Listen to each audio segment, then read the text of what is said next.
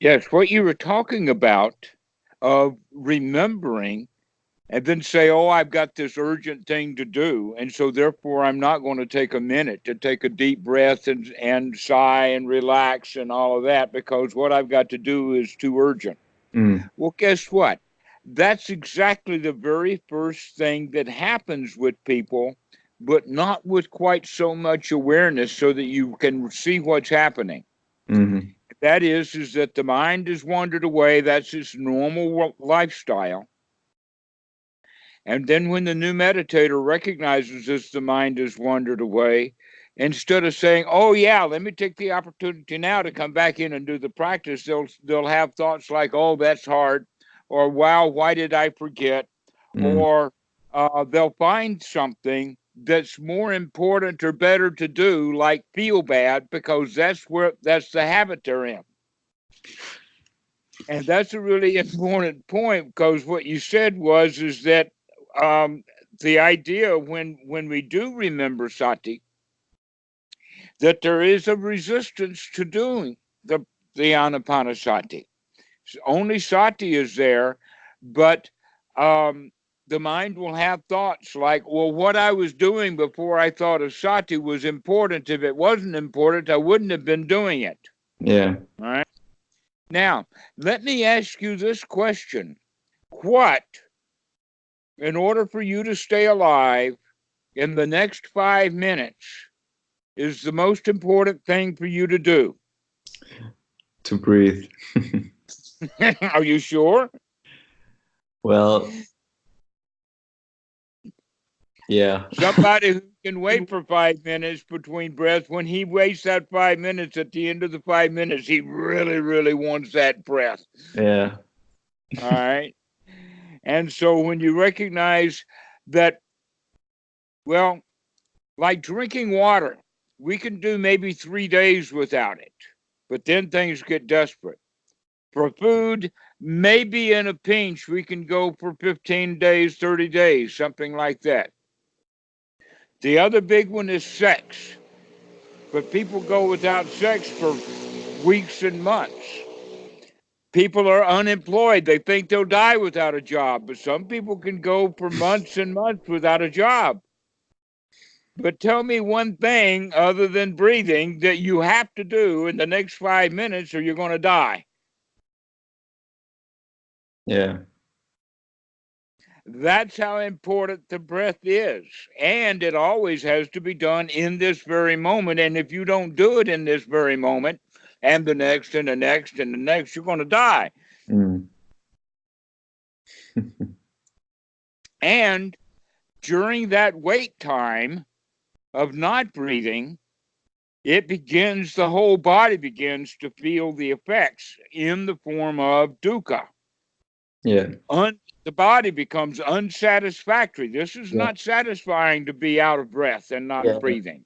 Totally. Yeah. For me, it's really noticeable. Like if I can really see now after all this time and training that like my my default mode was and still is like way too shallow breathing, and this really leads to feelings of like restlessness and needing to hurry up and things like that. And if I breathe correctly, then there's it's just the whole machine goes much more smoothly. I recently saw a video of a monk who had never met Bhikkhu Buddhadasa. In fact, he ordained and spends most of his time in Burma, but he also spends time at uh, the Bangkok Center for Wat Suan Mok. And while he was there, he was giving a talk, and he was talking about breathing. And one of the experiments that he had given to the group was the instructions to intentionally breathe shallowly. Don't take a deep breath and breathe slow, the kind of way that you would normally breathe, only a little bit more than normal breathing in the sense of less air, slowing it down a little bit. And then he had the students or the, the, the audience do that for a while, like 30 seconds or so. And then he started getting feedback. And the kind of feedback that he was getting from those folks is that, wow, this is not a good state, that this is worrisome, that this is on a starvation, etc., like that. And that was his introduction then to why we want to do a lot of really good deep breathing, is because that's the normal state. That in fact the mind body complex. You've heard about feedback loops, so Yeah. that once something gets started, it gets worse and worse. For instance, Arctic warming is going to cause seawater to be dark color, therefore there's going to be more warming. That when the tundra melts, then methane gas is given off, and that even causes more global warming. Okay, breathing is exactly like that too. That when we do just ordinary, not quite breathing enough, then that sets the mind state into a state of survival. Yeah. And so then survival is shut down. And so what happens is that we go right down into not getting enough air, Yes. just at kind of a survival level. And people do that while they're sitting at their desk and realize they can't think. Yeah. But getting up and taking a walk will get enough air going again. All right. So that's basically when we see that in the relationship to the ordinary world. And then we place on top of that the whole quality of the noble life, then we recognize, oh, that means that we got to get a lot of air. Yes. And we have Yeah. to remember to keep breathing. Yeah. Yeah. And That we, it's really this feedback loop of like, can't think because I don't breathe, and then I think I don't have time to breathe because I have to get some things done. it's work drug. Exactly. Yeah. And all the while, it's not enjoyable and it's not satisfying. And so this is where that right effort comes in, is Yeah. to say, no, I'm going to do this. To change that mentality of, oh, I've got work to do, like it's a big burden on me. To say, oh, no, I'm going to take care of myself right now. Yeah. I'm going to take care of the body. I'm going to breathe and feel good. Yeah. And then we can go back and do the work. Yeah. Most of the time, the work then happens by itself. Like. Yes, we've gone through that, haven't we? A lot of time the work, if you wait long enough, there's no work to do. Yeah. Yeah. Yeah. And so we have the quality that we think it's urgent. But believe me, breathing and staying alive is more urgent. And for the noble, being happy is more urgent than any task to do. To be in a level of dissatisfaction is an urgent situation. Yeah. And so the normal mindset is that if we're in a state of dissatisfaction, I've got to do something because that's the way our society has trained us. But we know now that that doesn't work so well. That working harder doesn't get the job done. But taking a break from the work and get into a satisfying state, and then the work is not even so important as it was. Yeah, and also I get more and more the feeling that this like working harder is just not sustainable. Like just yeah, just take a deep breath and enjoy it, and then this is sustainable because it's a positive feedback loop, and you actually, yeah, everything just flows. You like you're happy. Everyone around you gets happy, and then you just work together as a team. So it's really, yeah, like if you really contemplate it, even on a just like getting things done level, it's just way better this way. Mm-hmm. Like Absolutely. on top And of the joy. yet our whole society teaches against that. An example of that is team sports at school. We teach our kids to compete with each other rather than cooperate. And so that's one example. Though even marching bands have to practice together.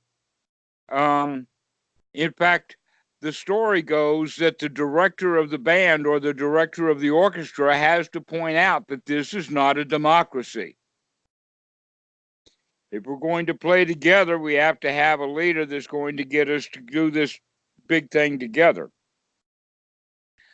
And so some people are better for solo and some people are better for orchestra. Mm. Because in the orchestra, you don't have to work so hard. You and your friends together making extraordinarily beautiful music, and your job is not all of that hard. Unless you decide in the middle of a particular difficult classical piece of music, you just say, well, I'm just going to play jazz right now anyway. Not recommended. No, if you're going to be in the orchestra, then you play with the group, but on your own. But meanwhile, back to the point, it's really remarkable that a lot of the stuff that we think is urgent and has to be done doesn't have to be done at all. Mostly because a lot of the stuff that's urgent that we see that's urgent, it needs to be done, somebody else will see it as urgent. Instead of breathing, they'll go do it while we're sitting breathing happily. Thank you. Yeah, and also if that don't happens, like it doesn't feel like you're doing it afterwards because it just gets done by your body or your mind. Right. When you're playing, then the activity is not so much work. Work is, in fact, the whole definition of the word work is that you don't like it. The whole quality of the word job is that it's something that we do that we don't like. But we'll do something we don't like for a reward later so that we will feel good. But mostly what people get later after they work really hard at this job and finish that, then instead of getting a reward, they just get more work to do.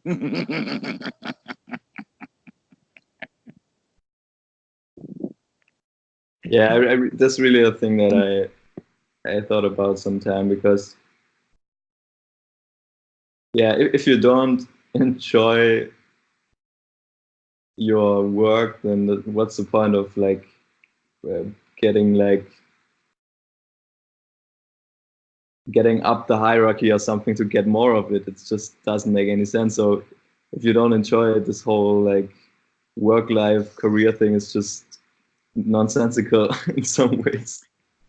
Right, it's not. And yet, look at how many people suffer from that disease.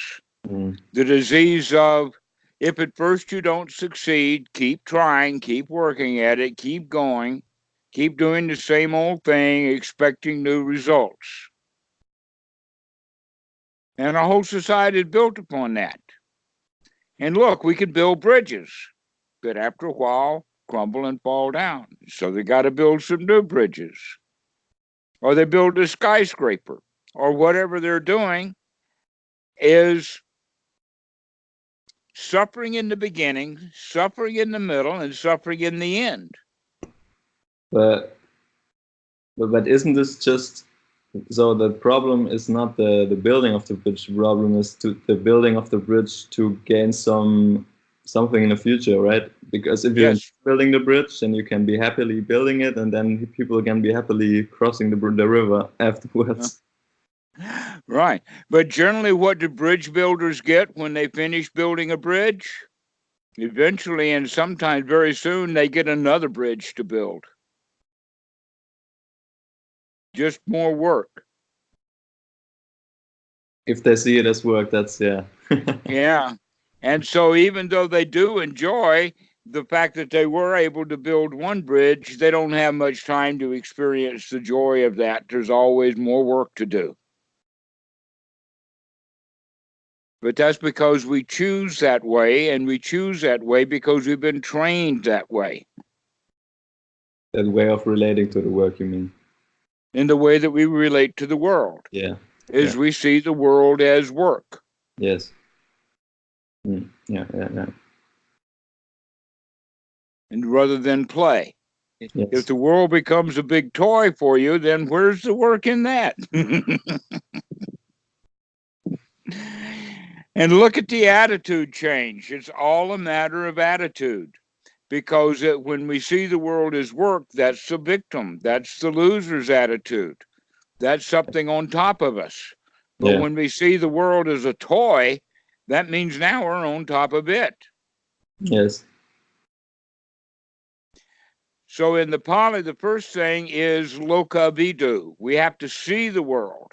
Once we see it, then we can go to that transcendent or supramundane state of lokatara, which means above the world. And that above the world is exactly what we're talking about. So long as you see the world as work to do, you're suffering under it. But when you begin to see the world as a toy, another expression of that, Shakespeare said that all the world's a stage and everyone is an actor. Mm. All right, which means everybody thinks that they've got a part to play, some work to do to make this performance correct. And very few of them recognize, hey, you don't have to stand on stage. You can go sit down in the audience and enjoy the show.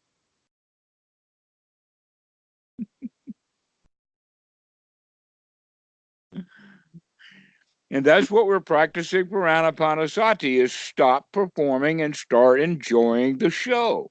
Mm. Experience. Yeah. Mm. And that happens moment by moment. Your choice. So the next time that you remember that you can take a deep breath, also you can remember we had this conversation about, and the work that you thought was so important is not nearly as important as breathing. Yeah.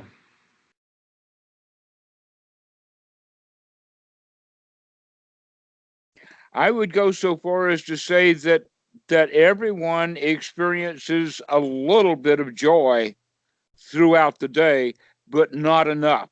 In fact, if your life was 100% miserable, and some people do, then their only option is suicide, which is kind of rare in our society. But you can see what I'm talking about, that some people see their life as 100% drudgery, 100% suffering, that 100% victim, to where we're all out of that a little bit, so that most people, I would say, is about 80% victim and 120% joy. Mm. And so we need to raise that level so that we're up there somewhere between 99 and 100% joy. I'm working on it. Every time you remember. Yeah. Yeah. Yeah. Yeah. Yeah. I can really, I mean,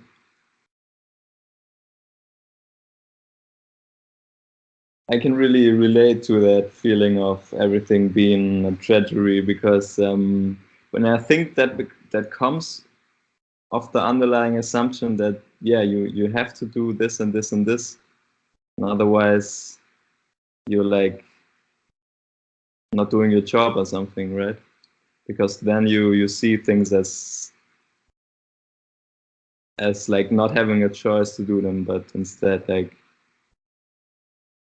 a must. Right. And that it's an instinctual feeling. We are social animals, and we realize that we have to get along. But the mistake that we often make is, how do we get along is totally by doing what we were told to do. Well, that was a choice that we made as children, that we would prefer to do something else, but we'll do what we're told to do and feel bad. That's the option that we take. Now, then we get in the habit of doing that, and then we begin to do it for our whole life, and that's our standard operating procedure, is do what you're told to do, including don't make waves. You got to get a job. You can't be dependent upon other people like that. Well, you see, in Thailand, they have much more of a family network, so that the family is more important than the job. Mm. And so if there's a celebration at home or grandfather's birthday or something like that, people in Thailand will actually quit their job if they can't get the time off. But the funny thing is that when the ceremonies or whatever are over, they'll go back and try to get the same job from the same old employer, and more than likely they'll get the job. To where in America, intentionally, big corporations, and especially IBM, I learned this about IBM when I was about to, well, I knew about it, but it weighed heavy, that I knew that if I quit IBM, that they would never hire me again. Company policy. Right. Why? Because they wanted to put that pressure on to keep the work going. Don't quit. But in Thailand, because of partly the agricultural background, they plant rice, and after they plant the rice, it's got to grow by itself. So what do? They go on vacation, paiti out. Then when it's time to gather the harvest, then all of the family come back and they do all the work at once, and then they're finished. And what do they do after that? Paiti out. They go back on vacation again. And so that whole mentality that's been going for so many centuries has now become part of the culture. To where in the West, it was industrial evolution gathered people off the land into the cities, and they've been doing that ever since, and putting people to work. Often doing stuff that's quite mindless. And so our industrialized society has done us no benefits when it comes to joy and happiness. Yes. But guess what? Once you figure that out, now it's up to you to change out of those old habits and come start being joyful. Yeah. Yeah, I can really... I mean, yeah, I can really see that. And what I also think is that, yeah, which has also become really clear to me is like that. Yeah, this all sounds so like mystical and esoteric. Like just take a deep breath, but actually, this is just like the groundwork of everything else, right? Like if that crumbles, then the rest isn't gonna hold up. You're right. And that's what we're talking. When you mentioned the word esoteric, generally what that word means is hidden away. Another word that's like that would be occult. Yeah. Something hidden. Well, guess what?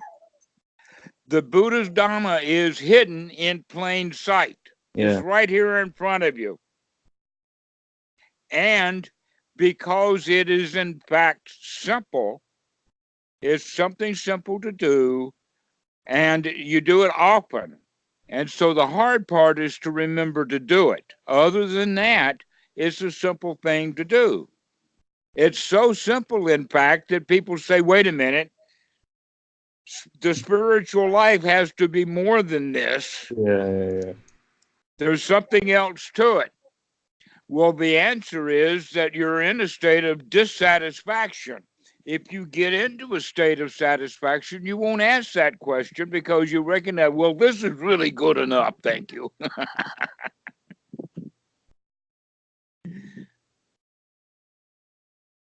Yeah. But I think, for me, it feels like it's just it's just a process to really like get this knowledge into every area of your life, because when I'm at home, I totally see this, but when I'm at work, then I sometimes forget. And what really helps me there is to really actually, for example, read some books about like, I mean, when I read some like modern books on like, for example, software development, or like Hello, kitty.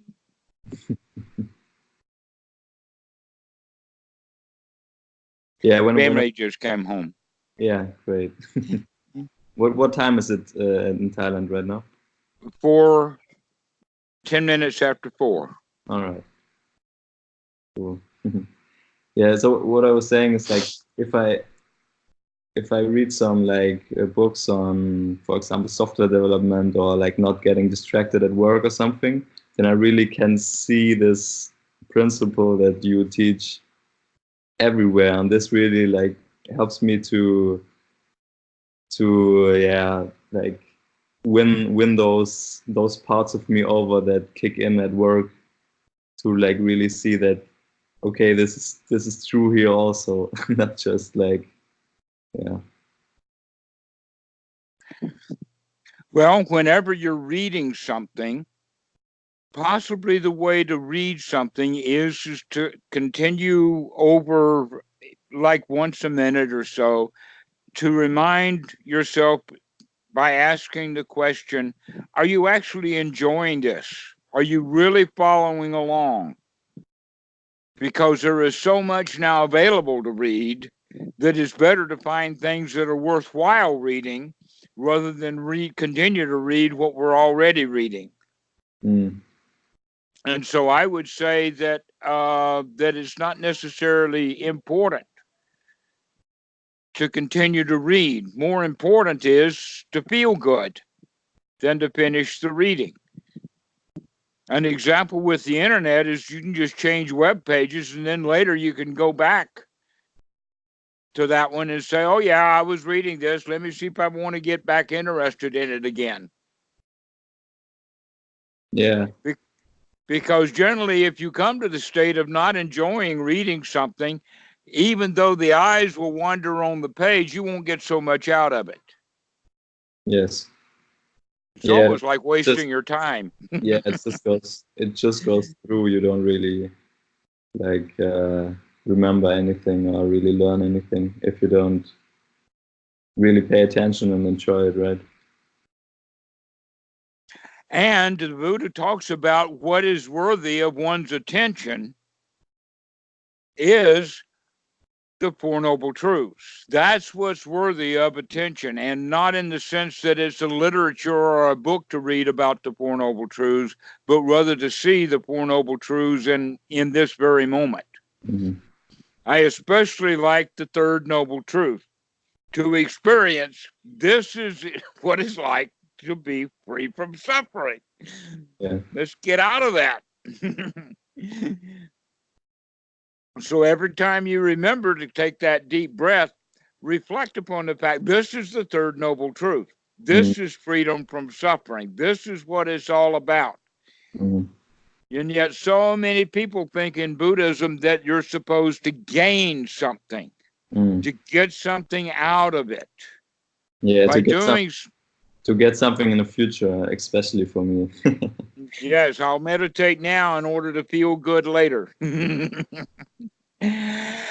the term for that I've heard is spiritual materialism. Yeah. Spirituality is breathing right now. Spiritual materialism is wanting something out of that. They're looking for the future. But if you stay in this moment, that's all there really is.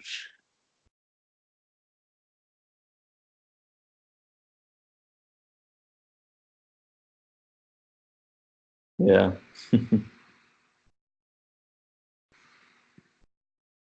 Yeah. Yeah, another thing that I've been recognizing the last few weeks is that like so I yeah, one major thing for me is still restlessness. Like back when we talked a lot, there was also the restlessness. And but right now it sometimes feels like um so at first this even feels more intense because the restlessness now like feels like where before it felt like it's the restlessness is like because of the situation or the outer circumstances. Now it feels like the restlessness is like coming directly from my body, which feels really intense, but also I can really see the yeah the mm, the benefit in that, because I can really see that it's actually like just a physical feeling, or like yeah, some part of the brain like trying to tell me, oh, this is really important, do it, instead of like, yeah, Well, resting. this is where that breathing is so interrelated. Um, First off, the restlessness, most people see that as that job to do, the work that needs to be done. And because it's not being done timely or well enough or whatever, I feel restlessness or tense or uptight or anxious or in some way or another dissatisfied.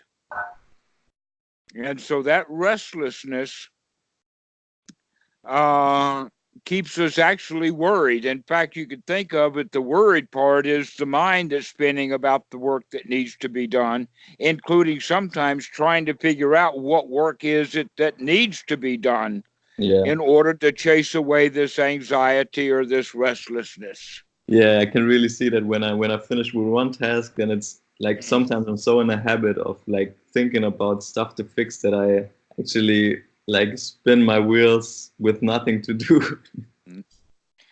And the way to think about that is to congratulate ourselves. Oh wow, now there's nothing to do. Mm. That's the part that's really hard to handle, is once we get everything done, then there's nothing to do. Can you enjoy that? Or are you going to listen to that restlessness saying, oh, there's more to do, there's more to do? Because we can always find more to do. And if we're not careful, that's what we will find. But if we are more careful, what we find under that is that restlessness. And that restlessness, again, is attached to the breathing, in the way that if the body's not getting enough air, it goes into shutdown mode and it starts throwing out those very chemicals that we perceive then as restlessness when we're able to do that, or generally anxiety or just dissatisfaction. And so if we start to breathe again, then that really rearranges the body chemistry. And when we add the attitude with it, in fact, it's really hard to do the deep breathing without the change of attitude, because the attitude that we had before was the attitude that had us restless and worried and uptight and not breathing well. Yeah. And so that change of attitude, I can do this. Let me take a few deep breaths. I can get out of this funk. Yeah. And then we do. And so that's where sati comes in. But sati has to have that friend of right effort, Mm. so that right effort and right sati then will run and circle around the right view that we have, that it is better to be happy than it is to be unhappy. Yeah. And so that with that, those three things working together, that brings on that fourth quality of right attitude. And this is the Eightfold Noble Path. You can see this Eightfold Noble Path in operation as you're breathing, as you're, doing that wake up call. Sati, okay, effort, okay, deep breath, okay, winner's attitude, okay, here we go. Step, right view, right action, right sati, right effort. Giving a mind is fit for work. Yeah. Yeah. And so this is how we review the Eightfold Noble Path, as we see these things right in the process of that doing the Anapanasati. With the result is that third noble truth. Oh wow. It is so nice to not have any work to do, nothing to do, no place to go, all caught up. Yeah, the right view in that so the right view as the first step is like seeing that we can get out of it, right? Yeah. Yeah. You can get out of it. Mm. And you keep practicing that with that knowledge, that no matter how much work we have to do, no matter how much anxiety there is, no matter how much doubt or frustration or whatever, we can remember to take a deep breath and come out of that. Yeah. That's the first noble step we've talked about. No matter how obstructed the mind is, we can through remembering, through sati, come out of it. Come back to a state of satisfaction. Come back to the reality of the moment. That all that work I thought I had to do is not nearly as important as my own well-being.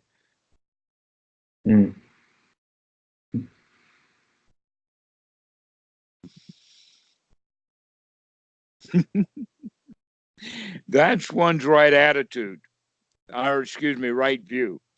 Yes. The attitude is that it's much more important to stay in a state of well-being than it is to get any work done.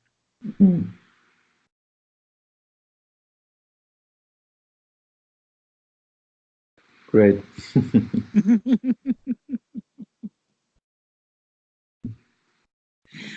Well, if this is a good stopping point, we'll finish now. I think that this has been fun. Yeah, I think so too. Excellent. We'll continue to remember. Keep remembering. Bring in that right effort. Yeah. Maybe if we have like a few more minutes, I have one more question, if that's okay. Yes, sure. All right. So yeah, one thing I like I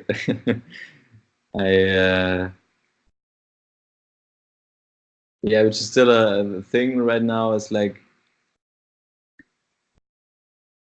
yeah, it's funny that you mentioned before that like with the internet we can just like open another tab and go to another site, because that's one thing I struggle a little bit, because I have this like still this old habit of like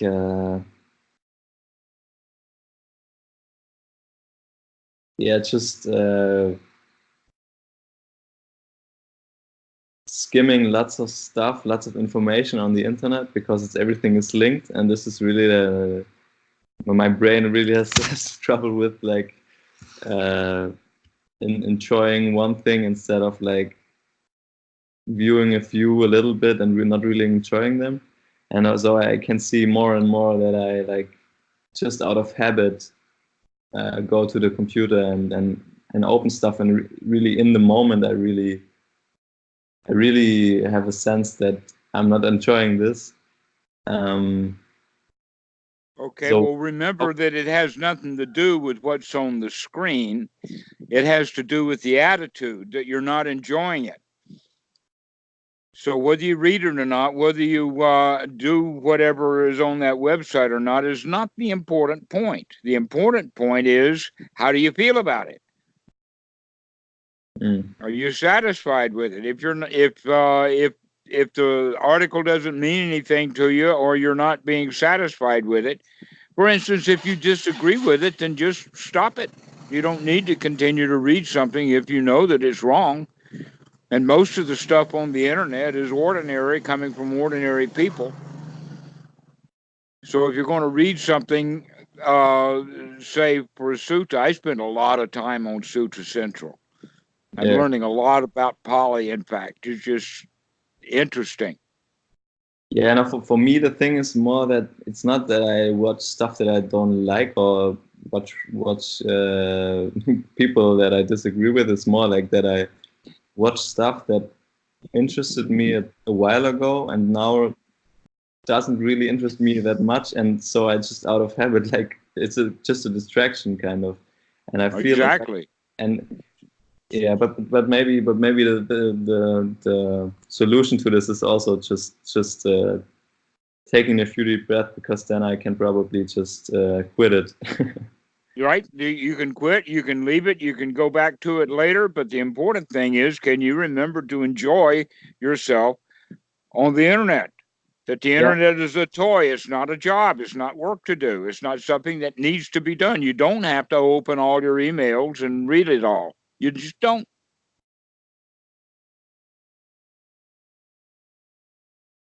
Yeah, I think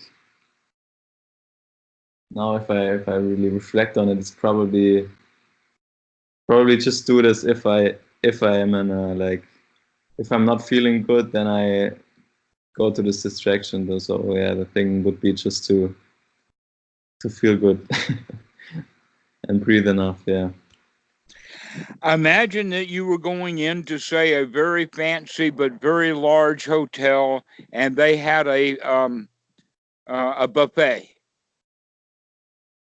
And a lot of people, when they go into that buffet, they think, oh, they've got to do this, that, and the other thing, all of that stuff. Where in fact, no, you can only eat so much. Don't feel overwhelmed by a huge display of food, and just find something you like. And that's good But enough. yeah, and that's good enough. You like that. So it's a different way of looking at it. It's much more noble. But most people will go kind of gaga in a way of when they go into a big buffet. Mm. Yeah, the internet is like a big buffet in a way. That's why I was talking about it. Exactly. This is the same analogy. Is that the internet is a big buffet, but most of the food is not worth eating. But yeah, I also think, yeah, the thing for me is even like there's, yeah, there's there's so much good food in this analogy that you can only choose something if you're in a satisfied state, because otherwise you're going to think, oh, I need this, I need this, I need this, and I need this to feel good. Yeah, that's a good analogy. I'm going to Yeah. think about it a little bit. So when you become dissatisfied with what you're doing on a particular website, the easy thing to do is just go someplace else. If the article that this email brought up is not good, then I can close that window and go back to the email and get a new thing to do or look at or whatever. Or I don't have to. In fact, a lot of the time I just sit here. There's nothing to do on the computer anyway.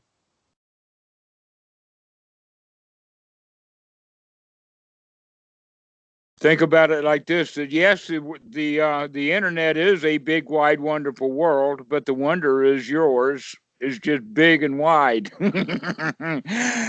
But the real world is even bigger, wider, and more wonderful. Yeah, if you see it as play. Otherwise, it's something to get distracted from. Mm-hmm. Don't let the internet distract you from the reality that you can enjoy this moment. Mm. And don't let your work at work get you distracted from that you can actually enjoy what you're doing. So keep breathing. Yes. All right. Perfect. Yeah, I think Excellent. that's a good time to wrap it up. All right, Ferdinand. We'll see you later. Yeah. See you. Thank you. Bye. Bye bye.